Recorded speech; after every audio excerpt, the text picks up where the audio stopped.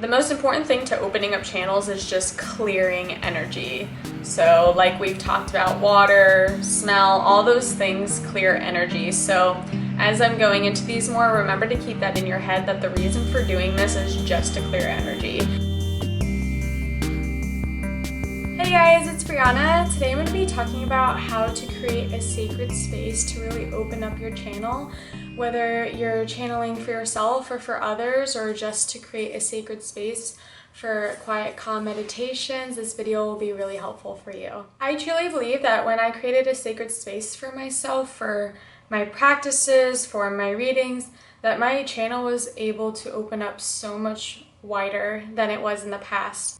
And I think this makes sense because having a clear energetic space just removes any type of blockages that prevent me from really getting in the channeling zone or into the meditative state that I want to be in. The way I do this is by creating my space so all my senses are being tapped into, physical and non-physical senses, that is. Today I'm going to be talking about sight, touch, smell, taste, and all those other physical senses, and how they help me connect to my non-physical senses or my clairsenses, like clairaudience, clairvoyance, clairsentience, all those senses that really help to channel. I really truly believe that creating a sacred space is like the foundation to any practice. It just builds that foundation by setting the intention that in this space you're going to be doing amazing work, or you're going to be doing peaceful work that helps you or others. And then when you create this foundation, you're then able to allow your senses to come in much clearer, just by clearing the energy of this space or keeping that energy clear. The first physical sense that I use in my space is sight. This really helps my clairvoyancy because as I'm in meditation, I'm able to, I feel like, visualize a little bit clearer.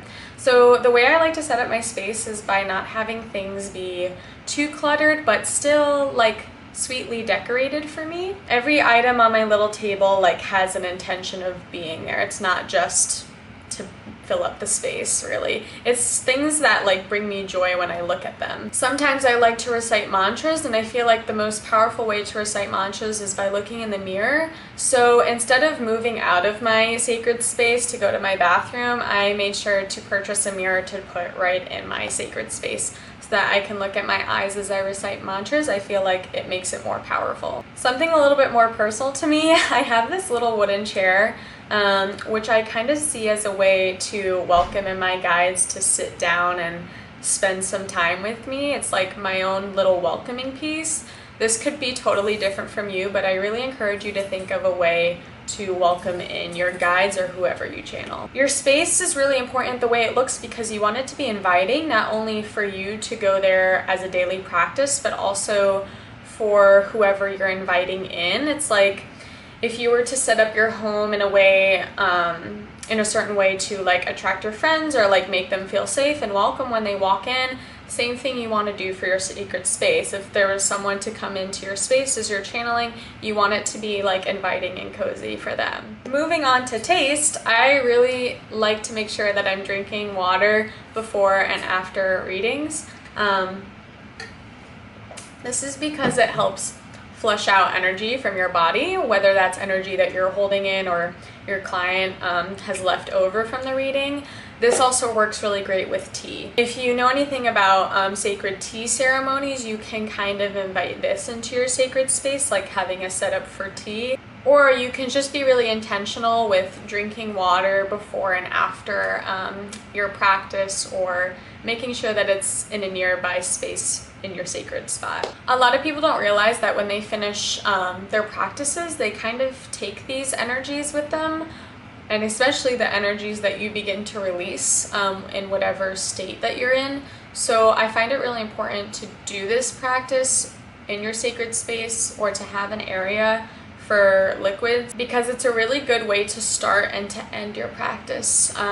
Just another way to clear the energy that you're either bringing in or taking away with you, if that makes sense. Next, we're moving on to smell, and it's honestly one of my favorite ways to make my place sacred.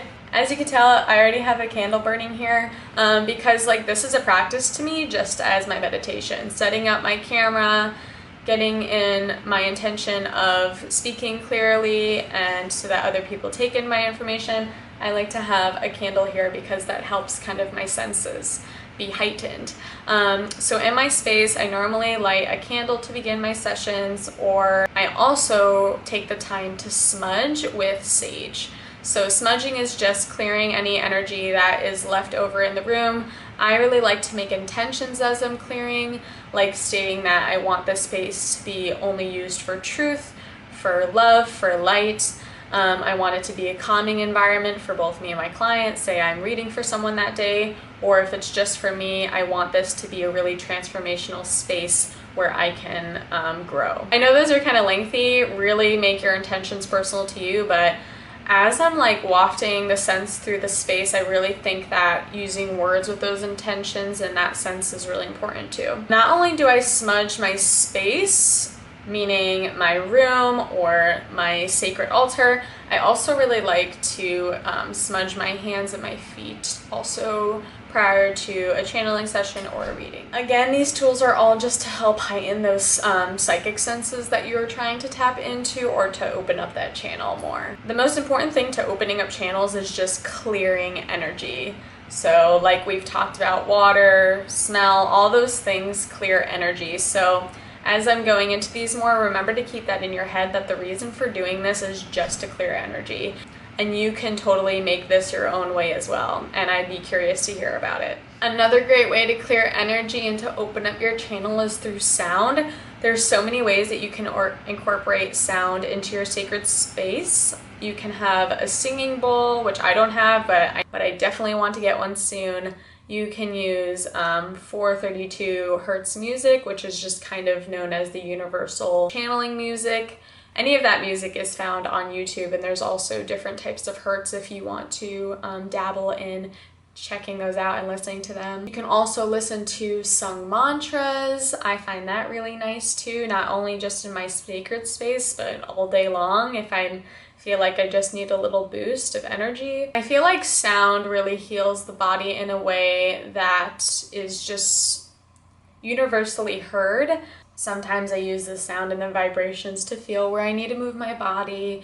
Doing circular motions is really nice and helpful for this as well, to help move that energy out to clear your space open for what you're trying to receive.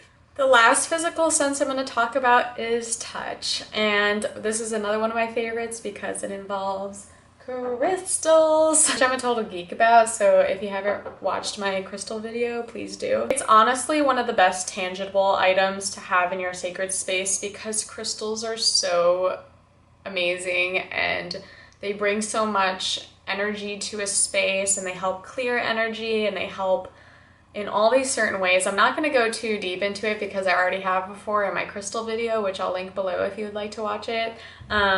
A really amazing crystal I like to have in my sacred space is a selenite wand. Selenite is known as liquid light. It's a very great tool for clearing yourself, clearing your space. It's a nice tool to like touch and to really feel like rejuvenated when you're beginning a practice. I hold crystals in my hand, I put them to my forehead, I use them to like brush off energy, and I even put them below my feet, especially when I'm channeling. If you're not a channeler, reader, or meditator, I really encourage you to make a sacred space for a few other reasons that I've come up with, which I also use this too.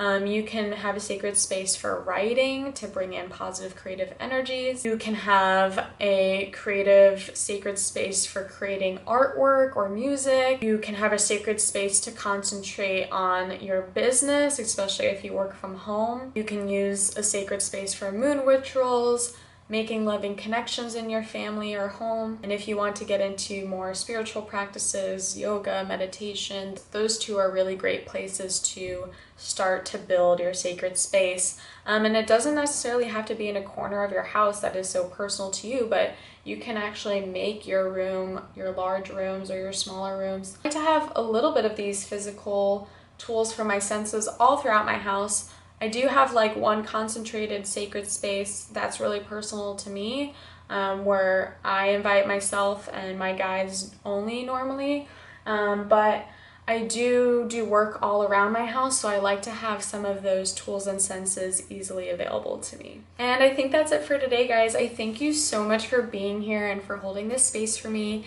Let me know if you decide to use any of these tools for your senses, and let me know especially how they've helped you open your channel or heighten your experiences in your practice. And if you want to check out more of what I do, I have a blog.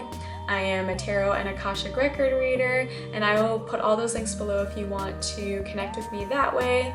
If you want to follow me on my social media, it is at Brianna Jolie. I hope you have a beautiful, beautiful day, and I can't wait to see you again soon. Have a good one.